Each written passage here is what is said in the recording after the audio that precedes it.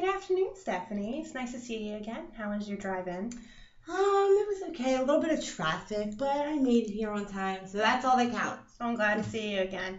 So what brings you in again today? Well, I've been going through some problems. I am coming up on my first year clean, and I have a couple issues with my son. The agreement between my parents was if I stayed clean for a certain amount of time, that we would head in the direction of getting him back in my care fully. And so, anyways, that's just another story. But I've really been thinking about using an awful lot, and I haven't picked up yet. But I know that relapse is a process. So just because I haven't picked up yet doesn't mean that it's not a possibility. Because before the thoughts weren't even there, I was just on this path. I was headed in the right direction, and that was like the furthest thought from my mind. And I don't know if it has something to do with the anniversary coming up for my clean date or what's going on. So. Well, first of all, congratulations. Let's just sit on that, great achievement that you've accomplished so far. Right. And I completely understand that relapse is always going to be there. It's always going to be a problem, and I completely understand your concern for it. But what kept you clean for so long? Well, when I went to treatment, I went to 6 months treatment, and I really bought into everything that they taught me, as far as form a strong foundation, get network, get a sponsor, go to meetings, do step work. I really bought into all that, and that's what kept me clean. I mean, I really chased my recovery like I chased getting high. Right. And I don't know, I've been going to school and spending time with my son, so kind of I guess my priorities just shifted. Right. Because before it was I was so gung ho. I'm gonna stay clean. I'm gonna do this. I'm gonna prove everybody wrong. And then it's I missed out on so much when I was getting high that I tried to kind of compensate for it. And so kind of the recovery just got pushed on the back burner. I wasn't a drug addict. Right. So, and I am a drug addict. And so I think that I just got a lot going on. So I think that stress is also plays a big part in this. I think it's just becoming, I don't know. For me, I use drugs because I was not able to cope with feelings, just anything, and so that's kind of where I'm at right now. Completely understand.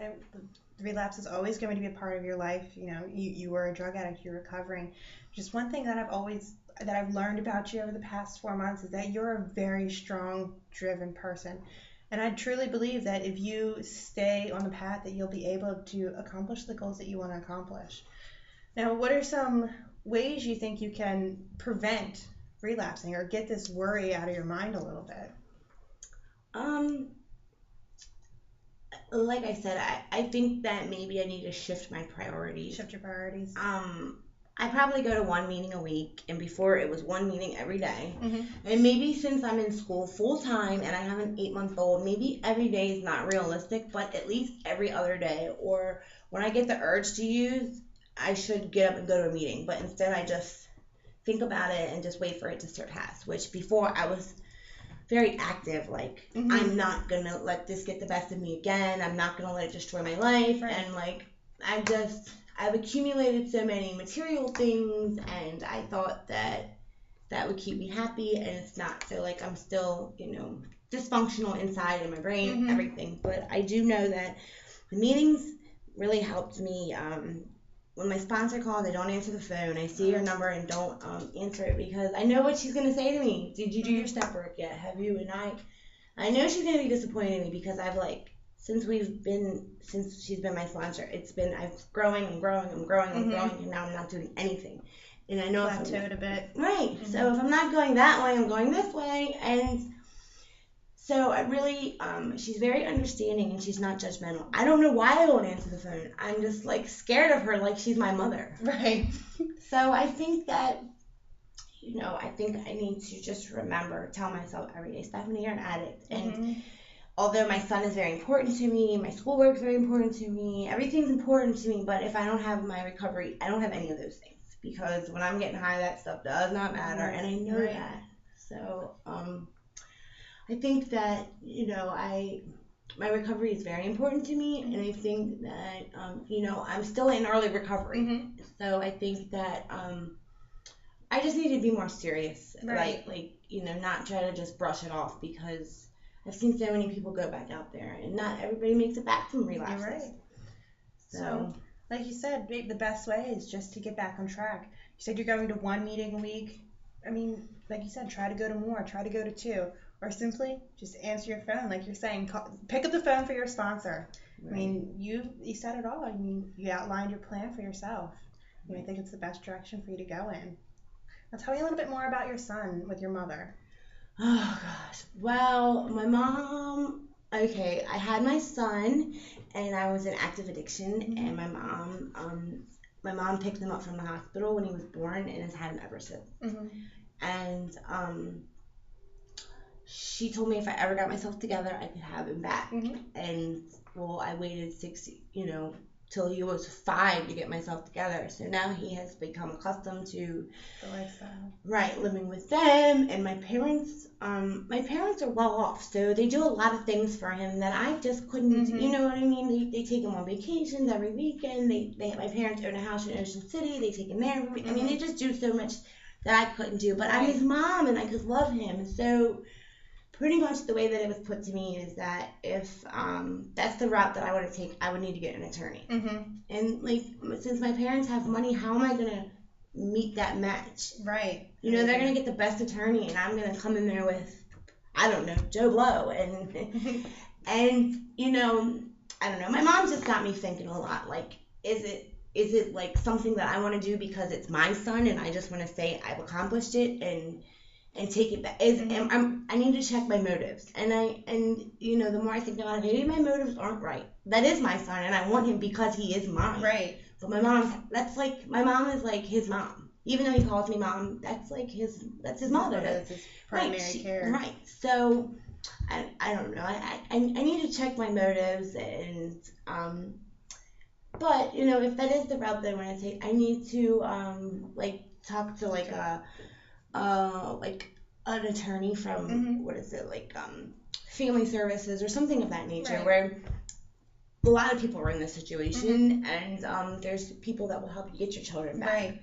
So I think that maybe that it's just a lot of anxiety. And that's where the fear of relapse is coming into play. Right. It's like the fear of the unknown. I don't know, and it's like, do I want to press forward? And then if I lose this, then that's like the fear of rejection, fear of failure. Right. So I don't know, but I know that it's playing a lot on me thinking about using, because it's an awful lot. And to go from using and not having to think about any of this stuff, to go from just daily things that people deal with on a normal basis, is it's a lot. So I think I don't know. I think maybe that, I should really sit back and decide, which direction I'm going to go. Right. But I don't know. In the back of my mind, I kind of want to know that if that is what I want to do, it would be an option for me. Right. I don't want to close that door completely. No, you can just have my son. Because what am I going to do when he's 10 and he wants to know about mommy? Right. And did you not try? Did you not put up the fight for me? You know what I mean? So you don't want him leave him, especially when you have another son. You don't want him leaving thinking when he's a teenager, 10 years old, 15 years old, mommy, what about me? Right. You don't want. I completely understand your point of view. You're sitting there, you're struggling with family. You're battling your mother to be a mother. Right. And it's, where do I fit in? Right. And that's especially where relapse comes into play. You're worried about the unknown. You're worried about failure. And if you can fail in one area of your life, you're worried about failing in the other area of your life. But just break it down, consequences of your relapse. What's going to happen if you relapse? Well, I'm on parole. You're on parole. So, if I relapse, definitely gonna go back to prison. Definitely gonna not even be an option to get my son back. Right. And would lose. My boyfriend would take custody of my baby that I have now. Right. So, and lose contact with my family again. I mean, it took me so long to be able to establish what we have right now. And my mom's still a little standoffish, and those are from my actions, and I totally get that. But so the price is really high to pay. I would be back to square one again, and I don't think that's a road that I really want to take. I never really thought about it all of the consequences that come Consequences with for what it. happened, right? I mean, it's definitely something to look at. And I mean, like I said before, one thing I've learned about you is you're strong, positive, and determined. And I think if you stay with your route, stay on the goals that you want to follow, that you are capable of success. And it's one thing I truly believe about you. And I believe we can talk about this again next week. Know a little bit more about your son, and we're going to answer the phone for the sponsor. Yes, I will. All right. Okay, It was thank great seeing you again, Nice Stephanie. to see you again.